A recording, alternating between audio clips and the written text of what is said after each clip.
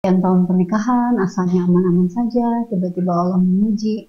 Apa Bu penyebabnya Bu? Kenapa bisa terjadi? Selingkuh itu ada yang diselingkuhin, ada yang berselingkuh. Ya. Yang berselingkuh itu sebetulnya ujian ketaatan dia kepada Allah. Yang berselingkuh tuh. Yang berselingkuh dia takut nggak kepada Allah? Tahu nggak itu dosa? Tahu nggak itu efek-efek buruknya? Bagi yang diselingkuhin itu dia ujian kehidupan lewat pasangan. Jadi secara syariat tuh apa yang salah Bu? Kenapa gitu seseorang tuh bisa berkhianat? Justru karena melekatnya itu kan, justru istilah guru kita kan melekat di hati gitu kan, itu yang jadi PR-nya gitu. Kalau orang kadar-kadar cintanya itu biasa-biasa saja, mungkin Allah juga nggak cemburu. Ya, gitu. Tapi kalau sudah sandaran, harapan, cinta yang luar biasa, aduh gimana kalau kehilangan, aku nggak sanggup. Sudah di situ mah siap-siap aja. Mungkin itu beda kali Bu, antara selingkuh dengan poligami kan beda ya? Ya kalau nggak pakai ilmu kan diawali dengan selingkuh juga. Kenapa orang berselingkuh itu? Karena dia memenuhi syahwatnya atau mencari kepuasan. Aku itu udah kurang apa? Nah, bahasa aku sudah kurang apa? Itu adalah merasa dia sudah berjasa mengurus suaminya. Oke, suaminya bilang, oke, kamu sudah melakukan apapun untuk aku. Tetapi Allah menegurnya dari sisi yang mana? Ini yang banyak tidak disadari teh. Bisa jadi dia melakukan layanan-layanan hebat kepada suaminya supaya suaminya tidak pergi dari dirinya, tetap mencintainya, sehingga disitulah ujian ikhlasnya. Kalau yang selingkuh itu sendiri, itu sebetulnya dia nggak disayang Allah, kenapa dia dibiarkan berdosa? Terus hukumannya apa nih buat yang selingkuh? Kalau udah jelas, kalau berselingkuh silakan, secara nafsu dia puas. Tapi pertama dia tidak akan bisa tenang. Muslimah adalah wanita yang dimuliakan dalam Islam. Allah menitipkan banyak peran dalam kehidupannya di dunia.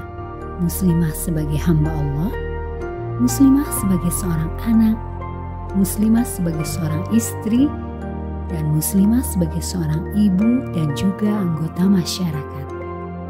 Namun tidak semudah yang dibayangkan dalam menjalankan perannya. Kupas tuntas semua masalahmu dalam cerita Muslimah. Assalamualaikum warahmatullahi wabarakatuh. Alhamdulillahirrahmanirrahim, sahabat MK. Bertemu lagi dengan saya dalam cerita Muslimah. Kali ini kita akan membahas satu topik yang mungkin kalimat ini sangat ingin dihindari bagi sebuah keluarga. Apakah itu? Seseram apakah definisi kalimat yang akan saya sampaikan? Pernahkah sahabat MK mendengar kata perselingkuhan? Selingkuh. Apa definisi selingkuh, apa penyebabnya, dan bagaimana orang yang pernah mengalami trauma akibat korban perselingkuhan atau ingin sembuh dan seterusnya. Kali ini kita akan bahas bersama narasumber kita yang spesial. Sudah hadir bersama saya Ibu Hairati. Saya sapa beliau. Assalamualaikum warahmatullahi wabarakatuh Ibu. Waalaikumsalam warahmatullahi wabarakatuh. Kabar baik Bu? Alhamdulillah baik, sedikit batuk, mohon maaf kalau ada batuk-batuk. Sepakilah Bu ya. Tetap Bu dalam keadaan yang tidak sesehat biasanya, tapi kita harus tetap produktif ya Bu. Amin, iya betul banget, betul Bu. Selama masih bisa, masih hayapi kandung badan dari kita. Mudah-mudahan kita punya kekuatan untuk tetap bisa produktif. Alhamdulillah. Dan bukan hanya sekedar produktif ya Bu, tapi mudah-mudahan waktunya, tenaganya, pikiran, dan biaya yang Ibu keluarkan buat memberikan inspirasi ilmu buat kita semua berkah ya Bu. Amin, manfaat untuk akhirat. Amin. Baik Bu, balik lagi ke topik kita Bu. Iya. Saya pengen tahu Bu, sebetulnya definisi kata selingkuh itu seperti apa sih Bu? Kenapa itu menjadi hal yang menakutkan kalau terjadi gitu? Itu kata selingkuh itu mulai tren kapan ya Teh? Kayaknya dalam beberapa tahun terakhir ya, terutama setelah media sosial marak ya, udah akses berita, informasi, infotainment, semua kabar tentang perselingkuhan tuh seolah-olah dikemukakan. Dari mulai hal yang sepele sampai yang nauzubillah paling bejat sekalipun gitu ya. Gimana Bu? Sebetulnya selingkuh sendiri kan dari zaman dahulu udah ada ya. Ada ya. Karena kan maknanya pengkhianatan. Pengkhianatan, kemudian ada yang disembunyikan. berkhianat dan disembunyikan. Ada yang disembunyikan, ada ketidakjujuran di sana gitu. Terhadap pasangan. Terhadap pasangan. Sudah siapa aja yang dia khianati itu ya dia selingkuh. Cuma kan lebih trennya itu selingkuh itu sama pasangan gitu loh. Mungkin gini Bu, kalau selingkuhnya itu bukan dalam status hubungan pernikahan, orang lebih mudah move on ya Bu. Iya. Tapi kalau ini kan sudah terikat dalam sebuah pernikahan, janji di depan ijab kabul, saksi banyak gitu. Terus pada sekian tahun pernikahan, asalnya aman-aman saja, tiba-tiba Allah menguji. Apa Bu penyebabnya Bu? Kenapa bisa terjadi? Sebetulnya penyebabnya sangat banyak. Kalau bicara tauhid, semua terjadi atas izin Allah, atas kehendak Allah. Allah yang gerakkan gitu ya. Tetapi Allah gerakkan itu bagi siapapun yang berselingkuh maupun jadi korban gitu ya. Dia diselingkuhi, ya, itu sebetulnya teguran.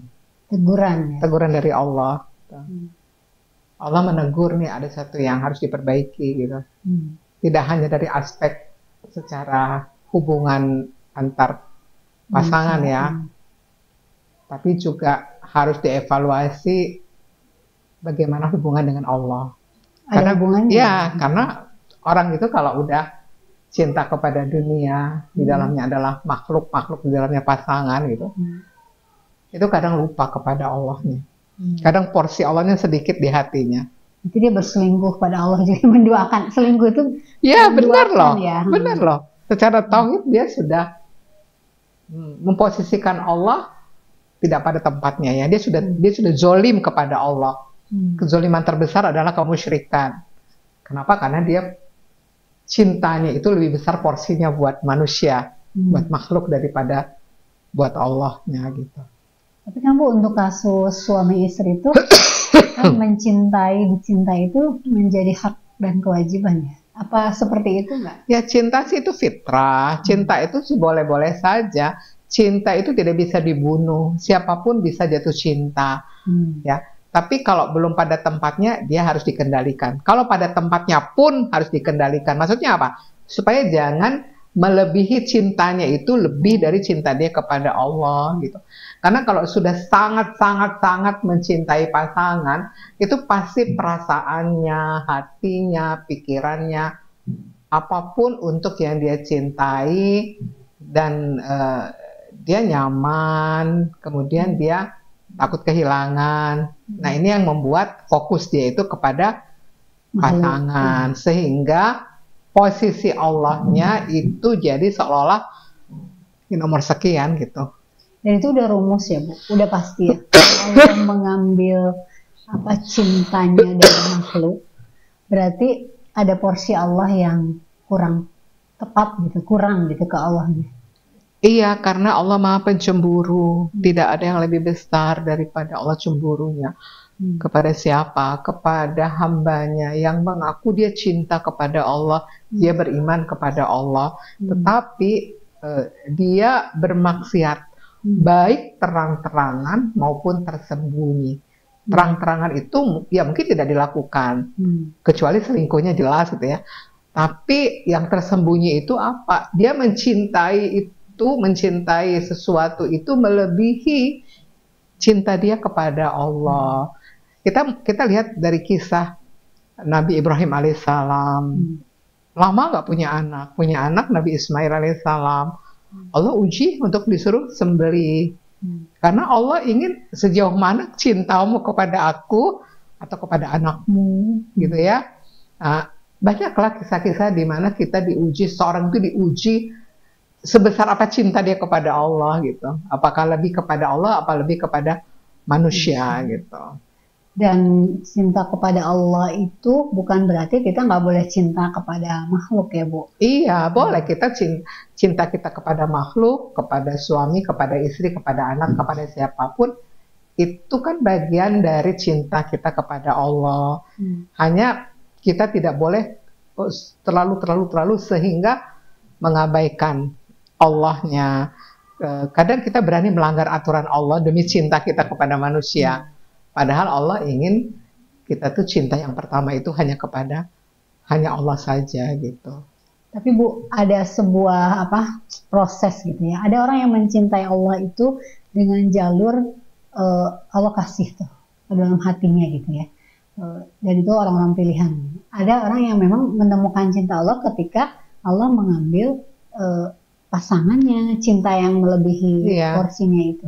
Balik lagi ke penyebab selingkuh Bu ya. Selain tadi Allah Maha Pencemburu, dan sebenarnya secara syariat tuh apa yang salah Bu? Kenapa gitu seseorang tuh bisa berkhianat? Kalau bicara yang paling pondasi itu adalah karena tidak bisa kendalikan nafsu.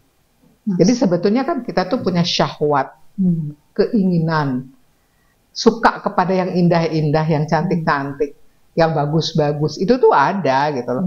Senang kepada itu semua. Tetapi masalahnya, bisa nggak sih kita kendalikan sesuai dengan syariat? Nah, kita misalnya jatuh cinta sama seseorang, yaitu manusiawi, yaitu fitrah gitu.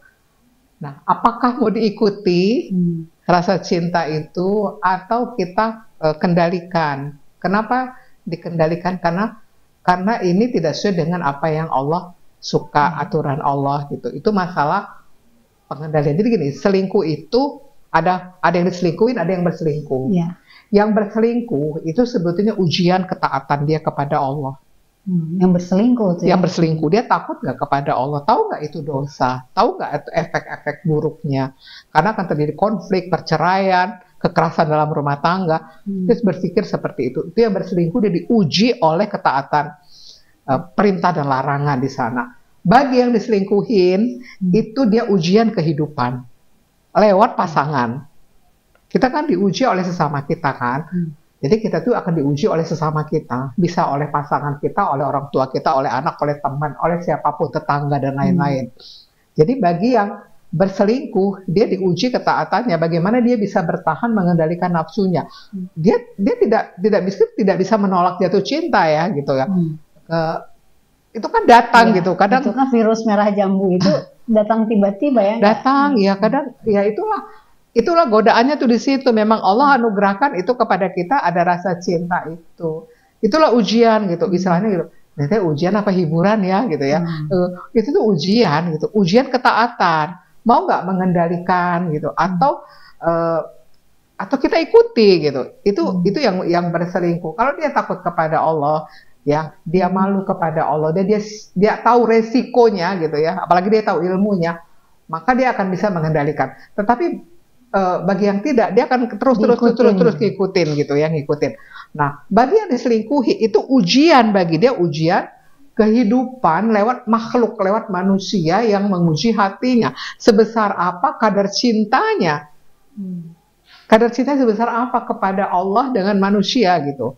Berarti belum tentu buruk ya Bu. Ketika orang yang diselingkuh itu belum tentu itu tuh keburukan buat hidupnya gitu. Kasat mata kayaknya buruk ya, menderita, sakit banget, gitu ya. Korban, trauma segala macam gitu. Karena apa? Karena orientasinya dunia, orientasinya makhluk. Tapi kalau dia berorientasi kepada akhirat, bahwasanya ujian yang itu datang dari pasangannya, sebetulnya itu adalah Allah sedang menggiring dia, meraih dia untuk hati dia itu Allah gitu loh, bukan pasangan. Nah ini kan tidak banyak dipahami. Dan susah Bu, langsung klik ke situ tuh kan nggak semudah itu ya, nggak semua orang paham. Iya betul, karena itu butuh tiap orang prosesnya berbeda. Ada yang cepat gitu ya, ada yang cepat, tapi ada yang lama sekali, hampir bertahun-tahun itu dia masih belum move on gitu ya, belum bisa, dia masih tetap di hatinya itu masih makhluk gitu loh. Tapi ada orang yang dia bisa, udahlah lepasin. Semua hanya titipan gitu ya. Toh secinta-cintanya juga akan berpisah pada akhirnya, masing-masing meninggal gitu ya. Kemudian ini pasti dia bisa membaca pesan-pesan Allah. Oh mungkin dengan ini saya jadi lebih dekat dengan Allah, saya lebih yakin dengan Allah. Sakitnya saya ini penggugur, penghapus dosa saya. Itu kan orientasi akhirat. Itu akan lebih cepat. Tapi kalau yang dia dunia, aduh ya Allah pasanganku begini. Akhirnya di situ ya, di kejadian-kejadian di manusia, di makhluk, itu yang membuat dia sangat lelah, sangat capek. Akhirnya dia nggak bisa sampai untuk keluar dari masalah itu gitu. Itu kan kayak misalnya gini, kalau posisinya dia masih sebentar lah mencintainya, mungkin move on itu bisa ya Bu. Tapi kayak udah misalnya sekian puluh tahun bersama, setia dalam kebersamaan, tiba-tiba 30 tahun dihianati gitu. Itu Ya kan itulah ujiannya, itulah ujiannya. Justru karena melekatnya itu kan, justru istilah guru kita kan melekat di hati gitu kan. Itu yang jadi PR-nya gitu. Kalau orang kadar-kadar cintanya itu biasa-biasa saja, mungkin Allah juga tidak nggak akan itu cemburu. ujiannya Ya, gitu. tapi kalau sudah sandaran, harapan, cinta yang luar biasa. Aduh, gimana kalau kehilangan? Aku nggak sanggup. Sudah di situ mah siap-siap aja, gitu. Berarti Bu, ketika kata kuncinya lepas dari ujian itu adalah semua kembali kepada Allah. Berarti si soal ujiannya itu adalah gimana caranya menyerahkan kembali itu kepada Allah, gitu. Menyerahkan ke Allah, gitu. Menyerahkan urusan Menyerahkan kepada urusan Allah. kepada Allah. Iya. Urusan cinta sekalipun gitu. Urusan, ya semua urusan ya, al-wakil ya. Allah itu kan wakil kita dunia akhirat kita. Jadi kalau misalnya kita, ya Allah lagi jatuh cinta nih sama seseorang, gimana ini? Ya kita serahkan aja ke wakil kita yang pemilik cinta, sang pemilik cinta dan yang bisa mencabut dan memberinya gitu loh. Nah gitu. Jadi yang akan menyelesaikannya sebetulnya Allah ya. Yang akan menyelesaikan ujian itu ketika kita, ya Allah, aku kembalikan kepadamu semua milikku. Itu mudah gitu kalau Itulah namanya bahasa agama kita tuh tawakal. Jadi tawakal itu bukan hanya hal ibadah yang sifatnya hablum minallah gitu ya. Segala urusan kita serahkan sama Allah, al-wakil gitu. Al-wakil gitu. Cuman orang kadang tawakal itu masalah rezeki lah, masalah pekerjaan, masalah yang sifatnya material. Tapi sebetulnya tawakal dalam hal cinta juga kita perlu serahkan sama Allah karena Dia memberikan rasa itu dan Dia bisa mencabut rasa itu. Cuman kadang kita tuh lebih percaya kepada misalnya seseorang, gimana ya saya jatuh cinta, gimana saya supaya ini, kan ke orang ngomongnya, sementara dia juga nggak berdaya, dia juga nggak ngerti gitu ya, dan dia tidak bisa mencabut cinta dan memberi cinta. Tapi kalau kita kepada Allah yang mengurus segala kehidupan dunia akhirat kita, al-wakil itu, ya serahkan sama Allah total gitu. Seperti kita percaya kepada orang yang bisa membereskan urusan-urusan kita gitu. Nah itu kadang nggak ke situ kitanya gitu, kita sendirian aja gitu. Tapi berarti kamu ada resiko dia kehilangan cintanya dari makhluk. Kehilangan? Cintanya dari makhluk. Saya bahwa ujian cinta itu adalah soal yang Allah berikan ketika dia lebih mencintai makhluk daripada Allah. Terus ketika kita sudah pasrah tawakal tadi kepada ya Allah, Engkau memberikan cinta yang mencabut gitu, aku serahkan kepadamu. Berarti dengan kita mengucapkan itu tuh kita udah siap kalau memang ternyata cintanya Allah ganti gitu. Atau hilang. Tidak diperbudak lagi teh. Bukan berarti hilang juga gitu nanti. Bukan hilang, tidak diperbudak. Kita bisa lihat loh faktanya ya, orang yang poligami sampai 4. Benar nggak? Ya, ada yang berhasil gitu iya kan? Membagi hatinya dan nggak ada yang kecewa. Iya gitu. Karena mungkin itu beda kali Bu, antara selingkuh dengan poligami kan beda ya. Ya kalau nggak pakai ilmu kan diawali dengan selingkuh juga. Gitu. Ini menarik Bu. Kan zina itu tidak langsung zina, tapi diawali dengan apa? Pandangan, pendengaran, lisannya, pikirannya, angan-angannya, hatinya, tangan kakinya, kemaluannya lah yang membenarkan atau mendustakan, ya. Kecuali misalnya, iya itu ada wanita saya suka sama dia, datengin langsung, saya mau nikah sama dia, beda ya. Pasti diawali dengan pandangan, nanti minta nomor teleponnya, lalu chat-chatan. Itu kan tuh awal-awal selingkuh itu kan dari mata turun ke hati. Dari mata turun ke hati, apa ya, cinta pandangan pertama gitu. Itu tuh sebenarnya nafsu ya, sebenarnya nafsu gitu. Tapi jarang loh Bu selingkuh dengan orang yang baru kenal. Tapi selingkuh itu kadang dengan orang yang sering ketemu, sering lihat, memberikan perhatian lebih, atau memang yang sepanjang saya tahu ya, kadang perselingkuhan itu karena cocok karena ngobrol, ketemu, intensitasnya sering ketemu, ngobrolnya enak, nyaman. Kadang nggak lihat dari penampilan nggak, tapi ngelihatnya ini kayaknya orangnya berkualitas gitu loh teh. Padahal penampilannya mungkin biasa aja gitu. Ada orang-orangnya tuh jatuh cinta bukan karena fisik, bukan karena apa yang dia punya, tapi kok ada sesuatu yang di dalam diri itu kok mengasyikkan gitu ya. Ada yang seperti itu gitu. Berarti ada kalau puzzle itu klik gitu, klop gitu. Dia punya suatu ruang yang kosong. Terus Iya, hal itu ada di iya bisa, orang yang bisa, dia temui. bisa seperti itu bisa. Berarti ada kebutuhan yang tidak terpenuhi dari pasangan. Ya, itu salah satu penyebab. Itu kan bicara-bicara di tataran apa ya? Teh di tataran apa bicara kita Syariat. dunia, syariat. Pasti ada sesuatu yang tidak ada. Dia tidak temukan pada pasangannya. Dia merindukan sesuatu yang tidak ada. Tapi mau sampai kapanpun dia tidak akan ketemu yang sempurna. Di sini dia punya kelebihan ini, kurangnya di sini. Tuh dia ingat-ingat yang kurangnya aja.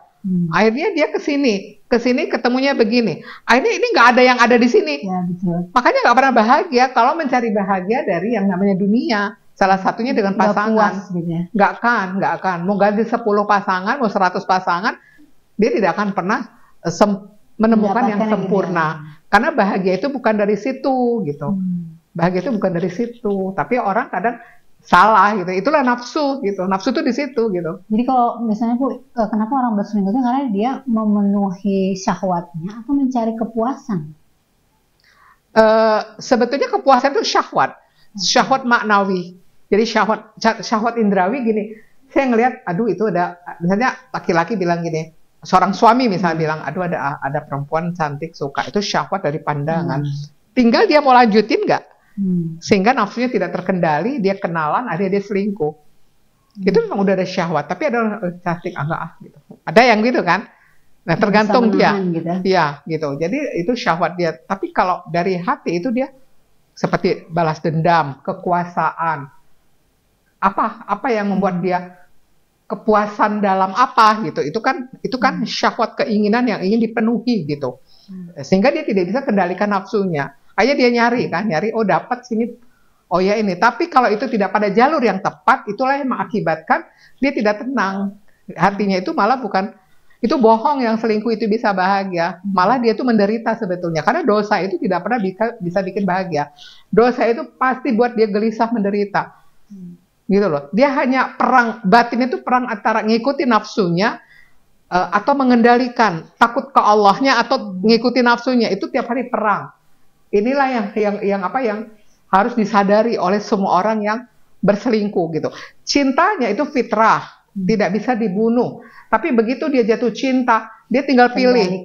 Ya, dia tinggal pilih, ikuti syahwatnya, tidak bisa kendalikan nafsunya, jatuh dalam maksiat atau dia kendalikan. Kalau dia bisa kendalikan, takut kepada Allah, malu, merasa diawasi Allah, dia akan tenang. Tapi kalau ini secara nafsu dia puas, dia ikutin, tapi akan capek kesananya gitu. Nah, penyebab selingkuh itu sebetulnya kalau dilihat dari kasat mata, ada ketidakpuasan, ada yang diharapkan tidak ada pada pasangannya, atau yang tidak cocok, pertengkaran terus menerus, atau dari aspek materi yang tidak banyak hal yang duniawi gitu ya, itu bisa saja terjadi perselingkuhan. Jadi kalau perempuan mungkin dia tidak mendapatkan dari suaminya, suami dia tidak mendapatkan dari istrinya. Pasti dua-duanya aspek duniawi. Kenapa? Kalau akhirat itu pasti tidak akan selingkuh. Baik Bu, tapi masih ada yang belum puas nih. Kan kalau berbicara di tataran tauhid sepertinya mudah ya Bu, selesai gitu kan, dan itu tergantung faktor kecepatan tingkat keimanan kita masing-masing. Tapi kalau di lapangannya Bu ya, prakteknya orang mau memperbaiki itu nggak semudah itu Bu. Misal seorang istri tahu nih, dia berkoreksi diri ada kekurangan pada dirinya dari sisi pelayanan atau ada hal yang tidak dia berikan kepada suaminya, akhirnya suaminya mendapatkan dari yang lain. Nah ini mau berubah nih Bu, berubah dengan cara dia mengikuti ternyata selingkuhan suami saya itu suka ke salon, cantik, muda, suka olahraga, langsung dia berubah melakukan apa yang sama suaminya, dan itu alih-alih membuat suaminya balik lagi ke sini malah makin gak suka gitu, dia nggak jadi dirinya sendiri. Kemudian dia melakukan semua hal yang tadinya tidak dia lakukan, tapi ibaratnya udah terlambat gitu, suaminya udah hilang perasaan cinta dan sebagainya gitu. Kenapa Bu? Itu sekuat apapun dia berubah, memperbaiki diri, tapi belum efektif untuk suaminya kembali berlabuh di hatinya. Gimana Bu?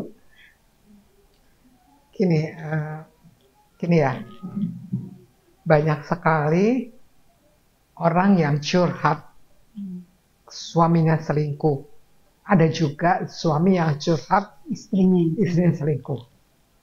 Nah, biasanya pegangannya ya, dalilnya itu, kita udah jelas lah dalilnya ya, udah sering banget saya sebutkan. Apapun yang terjadi dalam kehidupan kita yang tidak enak, itu karena perbuatan kita. An-Nisa 79, As-Surah 30. Itu pegang baik-baik. Pasti ada perbuatan kita. Kita punya kontribusi, punya peran salah terhadap ujian, cobaan lewat pasangan. Kemudian Al-A'raf 168, Allah menguji kita dengan yang baik dan yang buruk agar kita kembali kepada kebenaran. Ada yang salah. Tapi kebanyakan pasangan yang diselingkuhin itu dia fokus kepada yang selingkuh. Misalnya istri yang suaminya selingkuh, dia akan habis energinya kepada kesalahan suaminya yang berselingkuh. Dia salah, dia nggak bener, dia sudah berkhianat. Aku itu udah kurang apa? Nah, bahasa aku sudah kurang apa? Itu adalah merasa dia sudah berjasa mengurus suaminya. Oke, suaminya bilang, oke, kamu sudah melakukan apapun untuk aku. Tetapi Allah menegurnya dari sisi yang mana? Ini yang banyak tidak disadari, Teh. Allah menegurnya dari sisi dia merasa berjasa kepada suaminya. Bisa jadi dia melakukan layanan-layanan hebat kepada suaminya supaya suaminya tidak pergi dari dirinya, tetap mencintainya. Sehingga disitulah ujian ikhlasnya. Begitu suaminya berpaling, baru dia ungkit, aku tuh kurang apa? Apa yang kurang dari diriku? Boleh dilihat betapa cantik istrinya, segala dilihat oke. Tapi kenapa tetap suaminya kadang berpaling dan yang tidak lebih baik dari istrinya? Bukan lebih baik, bukan lebih cantik. Ada apa gitu? Ada sesuatu kan? Nah, kadang laki-laki dia berselingkuh, dia tidak mendapatkan dari istrinya. Apa itu? Sebetulnya gini ya, laki-laki itu kan butuh dominan.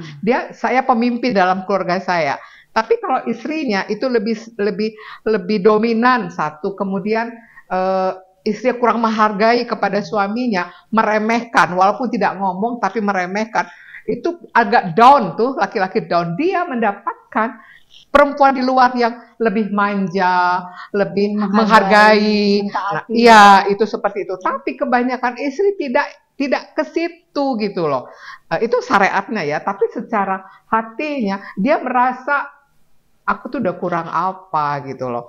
Kemudian memberikan yang terbaik buat suami. Iya, nah itu dia merasa itu. Tapi pertanyaannya, dia melakukan itu semua betulkah ibadah? Betulkah untuk dicintai Allah? Apakah dia melakukan itu tidak ada Allahnya? Ini penting loh menjadi evaluasi.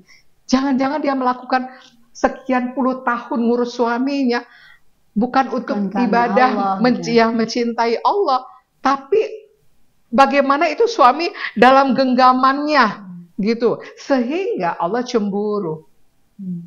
Jadi Allah ambil dulu nih, ini bicara tauhidnya ya, Allah ambil supaya kamu tidak bersandar bergantung terlalu cinta kepada suamimu. Ada aku, kata Allah. Walaupun jalan ceritanya mungkin ada hal-hal yang penyebab syariatnya itu tadi ya, ketidaknyamanan karena merasa berjasa atau terlalu mencintai pasangannya, atau dia merasa udahlah ini nggak mungkin lah suami aku berpaling, aku segalanya sudah ada gitu. Ujungnya merasanya sosok itu istri ideal tuh udah ada pada dirinya. Iya, segalanya ada gitu ya. Tapi kok suaminya pergi, ya kenapa gitu loh? Ada apa ini gitu. Nah, itu karena Allah ingin mengembalikan lagi cintanya hanya kepada Allah. Kepada Allah itu satu. Kedua adalah dia harus periksa kotoran dalam jiwanya. Dia mengabdi ke suaminya apakah karena saking cintanya apapun aku lakukan untuk suamiku gitu. Jadi intinya Allahnya nggak ada gitu loh. Bukan karena ibadah karena Allah gitu. Tapi karena supaya suaminya dekat sama dia, supaya nggak kemana-mana gitu. Tapi kan Allah kuasa, mau kapanpun diambil. Kita kan tidak memiliki apapun gitu. Sampai betul-betul kita zero dan kita bisa evaluasi diri. Nah, ini jarang dipahami, disadari oleh para istri gitu. Sama, suami juga begitu. Kok istrinya selingkuh? Aku tuh kurang apa? Sekali dipenuhi. Nah, aku tuh kurang apa? Sekali dipenuhin. Jangan-jangan itu tadi terlalu cinta kepada istrinya, takut kehilangan istrinya. Ya kan, tidak membawa istrinya ke Allah, tapi membawa mencintai dirinya. Nah, repot juga gitu. Itu urusan cinta itu bukan hal yang mudah ya. Cinta itu yang hakiki adalah cinta kepada Allah. Jadi ingat sebuah kisah. Nah, Bu, tadi kan Ibu ceritain banyak kalau itu kasusnya terjadi suami yang selingkuh. Kalau istri yang selingkuh itu faktornya apa, Bu? Kan apakah tadi kan kalau laki-laki tidak dihargai, tidak dijadikan pemimpin, tidak ditaati, hilang apa? Ini baca syariatnya ya, bicara syariat ya. Kebutuhan dia secara psikologis atau emang dalam Islam kan diaturnya seperti itu. Tapi kalau istri kok bisa ya dia berkhianat kepada suaminya, padahal si suaminya itu kurang apa gitu dia? Secara materi oke, atau memang ada hal yang tidak diberikan suaminya, ada yang menarik lagi atau seperti apa? Kenapa kalau istri selingkuh suami harus gimana? Kalau Ibu melihat perselingkuhan itu adalah betul-betul ujian ya. Karena begini, kita nggak pernah tahu seleranya istri, kita nggak pernah tahu seleranya suami. Itu bisa berubah kan nggak tahu. Dulu mah awal waktu nikah tuh nggak kayak udah takdirnya nikah sama dia. Terus sekarang banyak tuntutan yang aneh-aneh gitu kan. Akhirnya akhirnya kan nggak bersyukur gitu loh Teh. Nah, kalau bagi Ibu apapun adalah itu ujian, semuanya ujian. Ada satu kasus Teh, seorang istri, dia hampir bunuh diri karena ketahuan dia selingkuh, dihukum oleh masyarakat. Kemudian dia sangat sedih ya. Terus udah gitu ternyata suaminya adalah ya dikategorikan ilmu agamanya sangat bagus karena paham agama dan punya lembaga agama gitu, punya suatu lembaga dakwah gitu. Pada saat membunuh diri kan ditanya, dibilang begini, Ibu sholat dulu yuk Bu, Ibu yuk ngaji dulu yuk. Apa yang dia bilang? Saya nggak bisa ngaji. Padahal isi seorang pemuka agama gitu ya. Tepat. Saya belum bisa ngaji. Emangnya Ibu nggak diajarin sama suami? Apa ini maksud Allah? Jangan salahkan istrinya. Oh, istrinya nggak pernah dididik agama.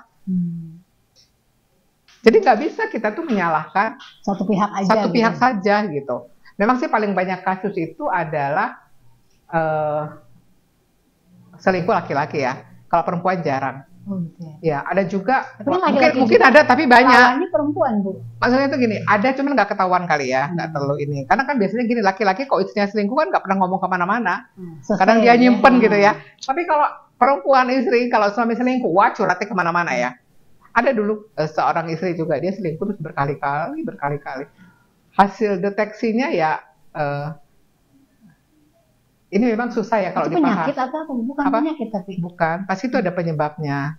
Penyebabnya apa? Penyebabnya, makanya kata Ibu juga gini, kalau ada terjadi suatu ujian, kita nggak bisa lihatnya itu hanya dari sudut pandang yang kelihatan. Akhirnya yang Ibu gali adalah latar belakangnya apa? Latar belakang dan keluarganya bagaimana.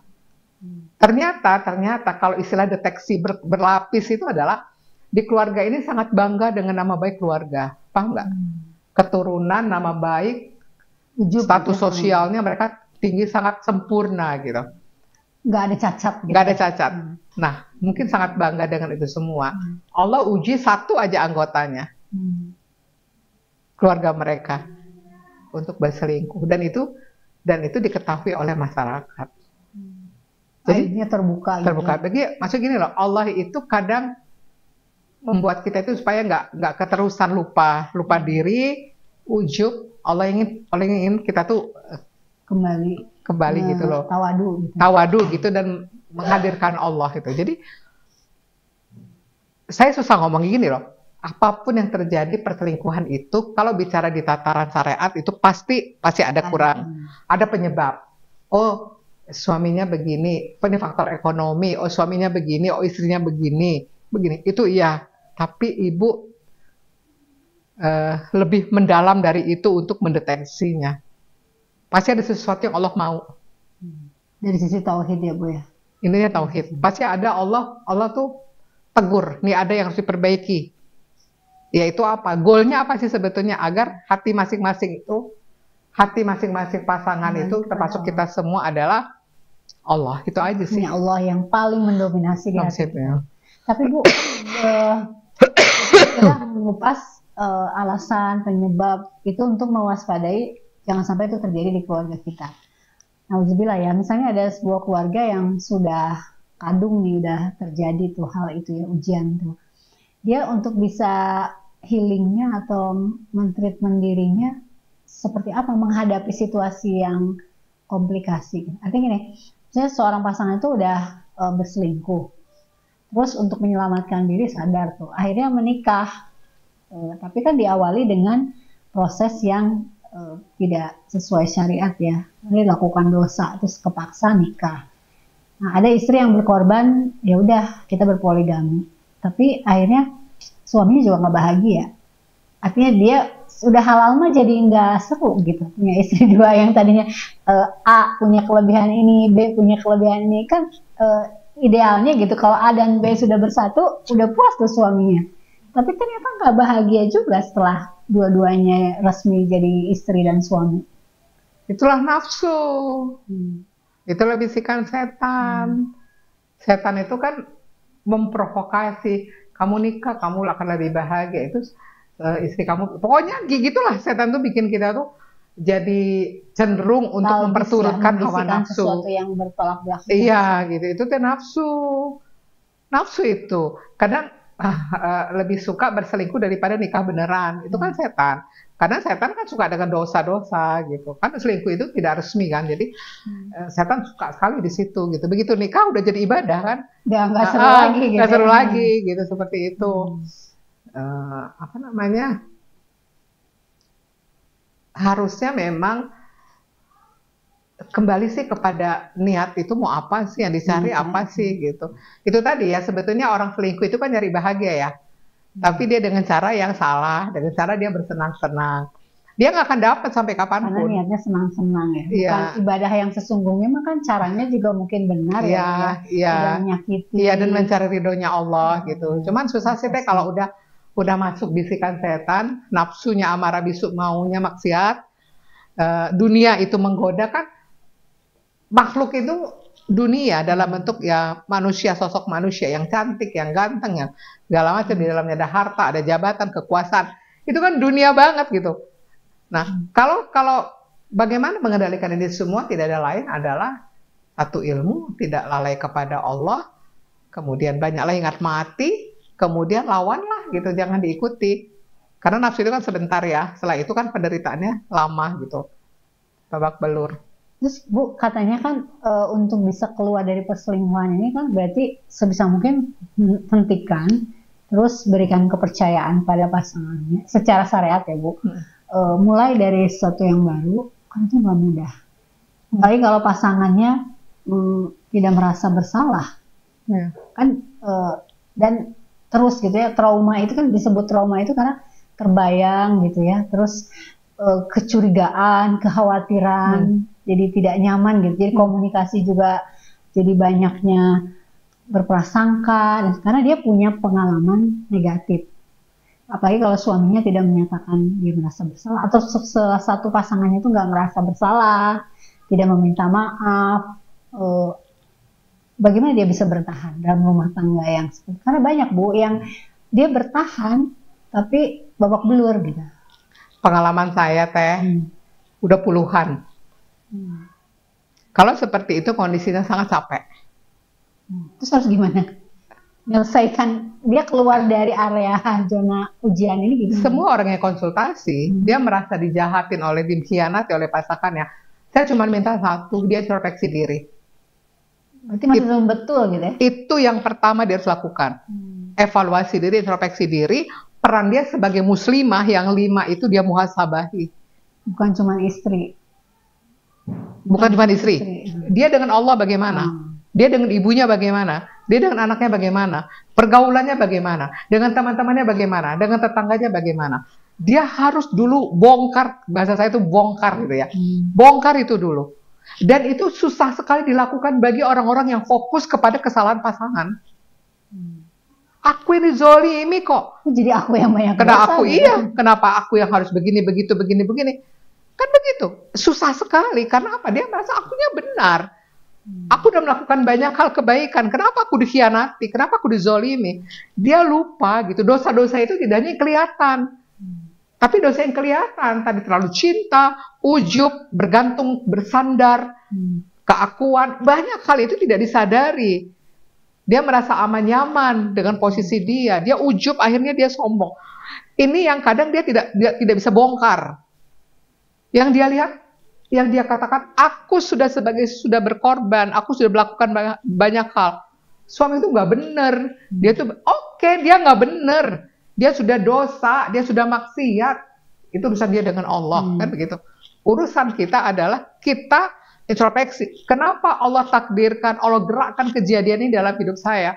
Ada apa dengan sayanya? Ini sangat susah orang itu ngebongkar. Karena dia tadi merasa Lebih aku dari dizolimi, yang aku yang jadi Bukan korban aku yang ini sekarang, salah, ya. gitu. Itu yang kepikir sama dia, sehingga dia sangat lelah, sangat capek. Itulah yang bikin depresi. Ya, oke. Setelah dia bongkar itu semua, dia harus mati-matian taubat, minta ampun sama Allah. Dan bukan dosa pada pasangan aja ya, berarti Semua dosa. seluruh aktivitas kehidupannya. Semua. Karena kita ini pernah zolim kepada Allah, kepada manusia. Kezoliman bukannya kepada pasangan. Kepada semua kita pernah zolim. Ini yang kadang nggak disadari, udah lupa. Itu dulu dibongkar, minta ampun mati-matian, perbaiki hubungan dengan Allah. Baru istiqoroh.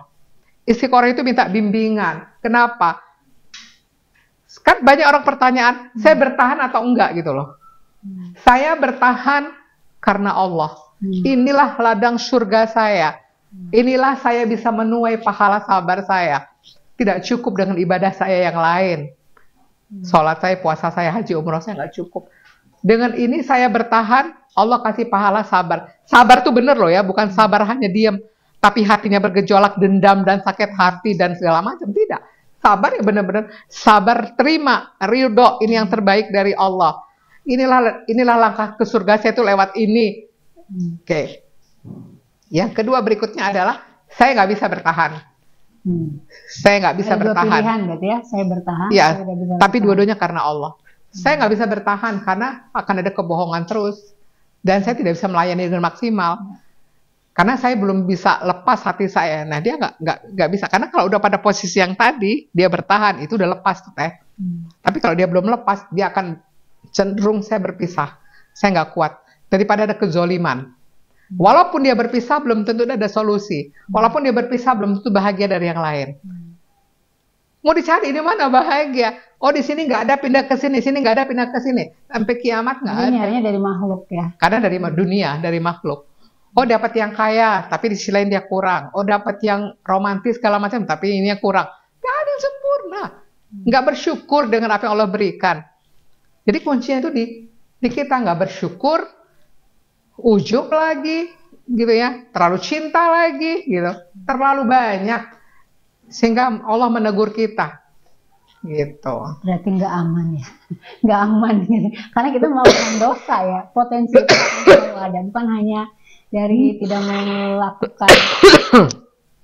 melakukan kewajibannya sebagai pasangan kepada pasangannya ya Bu.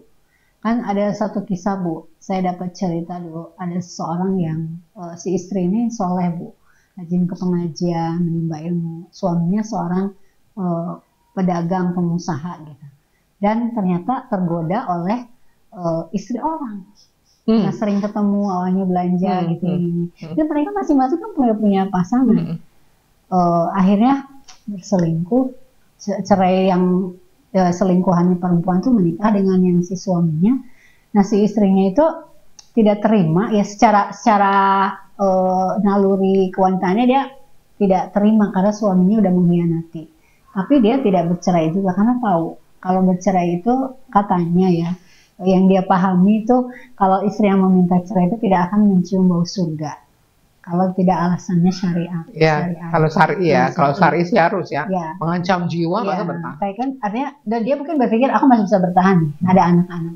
Tapi tadi ada poin yang kemudian dia tidak lakukan, dia tidak melayani suaminya. Artinya kita secara status aku masih istri kamu, tapi kewajiban suami istri itu dari istri yang kedua aja. Nah itu berlangsung sampai puluhan tahun, Bu. Anak-anak yang jadi korban. Jadi bagaimana anak-anak tuh berjuang untuk ke ayahnya gimana, ke ibu sambungnya gimana, ke ibunya gimana. Akhirnya anaknya kan yang depresi, Bu ya. Dari beberapa anaknya itu ada yang satu korban narkoba, ada yang kemudian sakit, dan ada efek yang lebih buruknya itu ketika anaknya itu sudah menikah.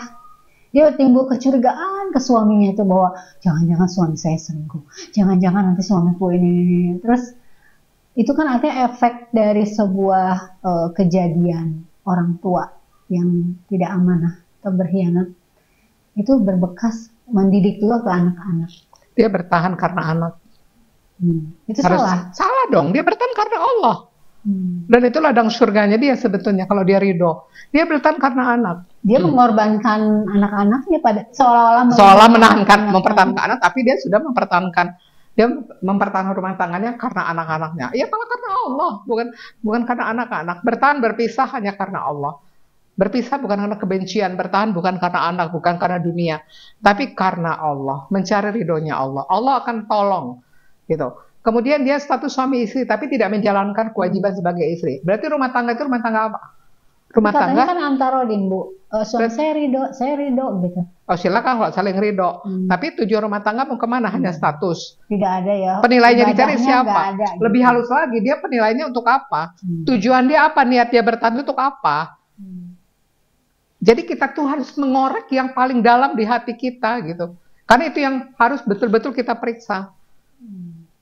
Jangan di kulit-kulit aja. Banyak orang bertahan, kasihan anak-anak. Ya silakan aja bertahan karena anak-anak. Kita libatkan. Jadi yang membuat dia tidak bahagia, tidak bisa menikmati ibadah hariannya karena bohong gitu ya. Iya. Alasan dia bertahannya itu bukan karena anak-anak, tapi lebih ke mungkin ego, status. Iya, periksa aja. Kita nggak bisa menilai. Tapi dia harus periksa sendiri. Apa niat dia yang terdalam? Apa yang mau dia cari dalam pernikahan? Mendingan udah berpisah, selesai baik-baik kan? Atau bertahan? Harus karena Allah saja, itu poinnya. Karena Allah itu, karena itu yang menentukan. Allah udah dilibatkan. Kalau tidak, kita tuh hanya karena dunia-dunia, sama Allah juga esok aja karena dunia, bukan karena aku. Akan semakin lelah dan capek. Jadi nggak dapat. Jadi ibadah itu karena, kan kita tuh ibadah dikatakan ibadah karena Allah, caranya benar. Kalau itu bukan karena Allah dan caranya ada yang nggak benar, berarti nabung apa dong? Nabung dosa kan? Berarti gitu. Iya. Sekarang kalau case-nya sebaliknya, Bu, ini dia saya pilih pisah, nggak bertahan. Ya. Tapi dia punya trauma. Jadi setiap laki-laki tidak baik, setiap laki-laki berpeluang atau dia mungkin jadi insecure, jadi berburuk sangka ke orang. Berarti dia belum selesai dengan Allah. Berarti dia masih harus dibenahi karena dia masih orientasinya dunia. Karena gini loh Teh, kalau orang yang sudah Allah beres semua, bahagia gitu. Bahagia.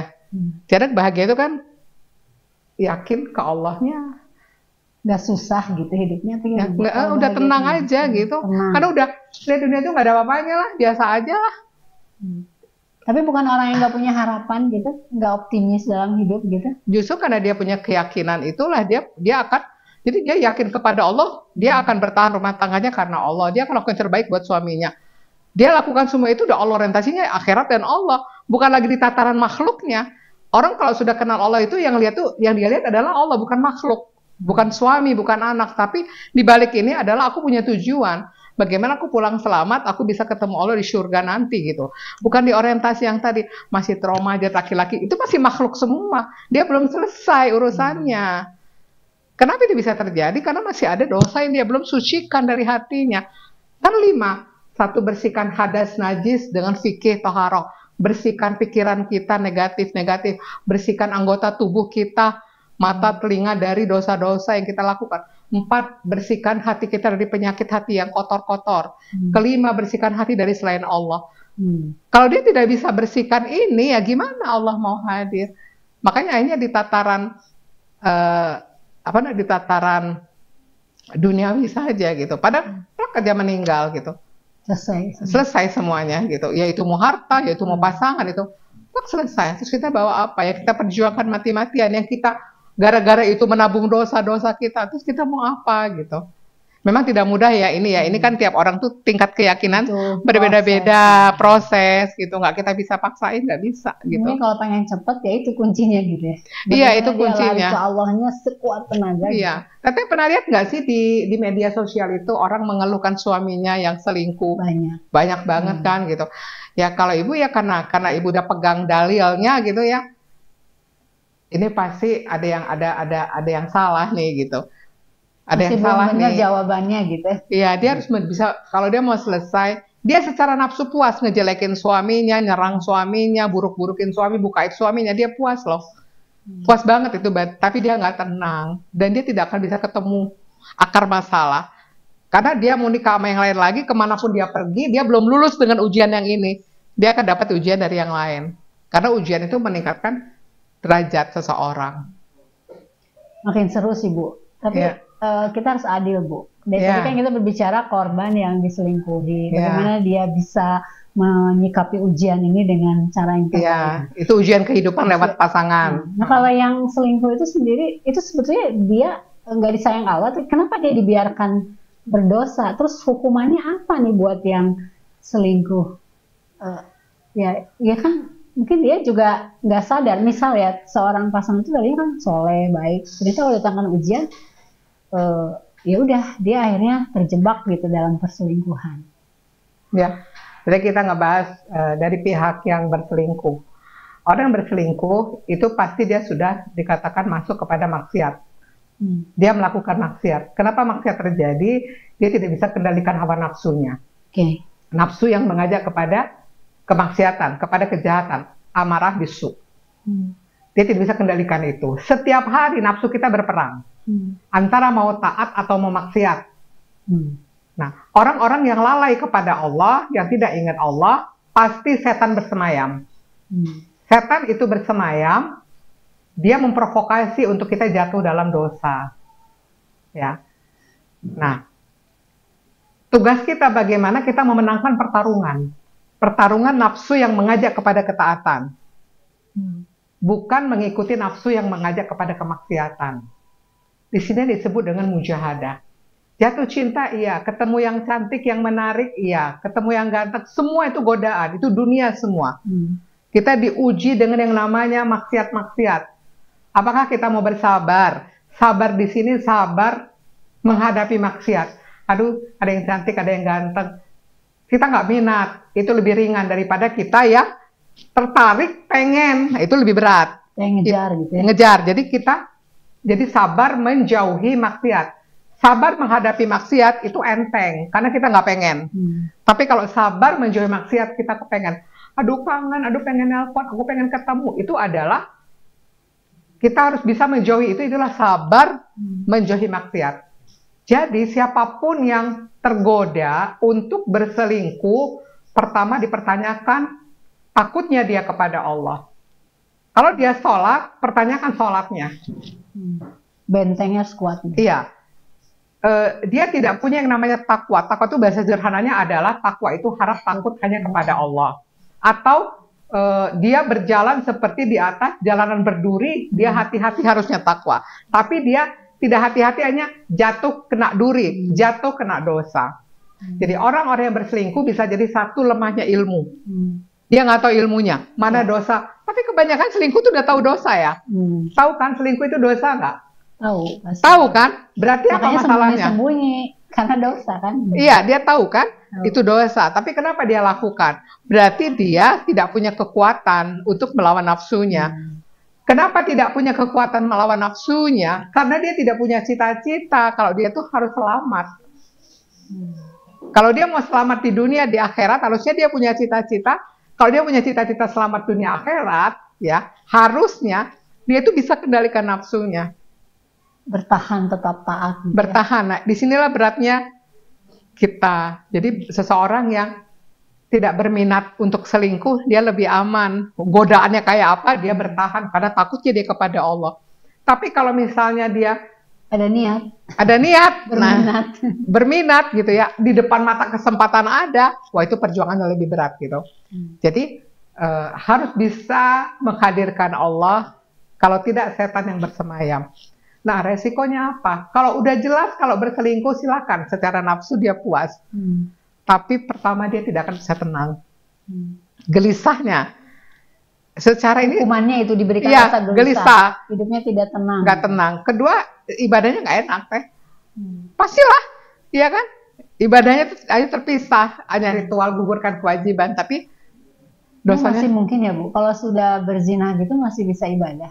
Dia ibadah, tapi kan nggak tahu ibadahnya pada level apa ibadahnya. Dia nggak. Pada level apa ibadahnya. Kemudian apa lagi? Ya siap-siap aja akan ada masalah. Ada nggak yang berselingkuh itu awet sampai kapanpun? Nggak ada. Karena awalnya aja diawali dengan dosa, gitu, berzina dan sebagainya. Iya, cuman kan tidak di awal kejadiannya. Udah sekian lama baru bertubi-tubi masalah itu. Ya memang karena ada karena dari awalnya sudah diawali dengan dosa, dengan salah gitu. Nah kalau tidak bertobat, tidak betul-betul berubah, menyesali, ya tunggulah transit nanti di akhirat seperti apa. Ya. Gitu. Mungkin balasan dari pasangan itu nggak seberapa ya, tapi yang dikhawatirkan tuh balasan dari Allah ya.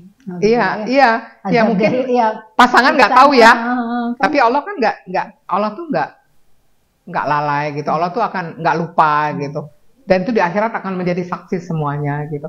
Nah kalau Allah sayang, makanya Allah memisahkan dengan caranya, atau memberikan musibah, atau Allah memberikan sesuatu yang membuat dia tuh nyesel gitu lah. Itu udah karunia. Dikhawatirkan ya sampai akhir hayat gitu, yang dikhawatirkan sampai akhir hayat itu nggak tersadarkan, pulang menghadap Allah dalam kondisi masih belum bertobat gitu. Itu yang dikhawatirkan gitu. Jadi jangan pernah merasa nyaman, pasangan nggak tahu atau sembunyi-sembunyi.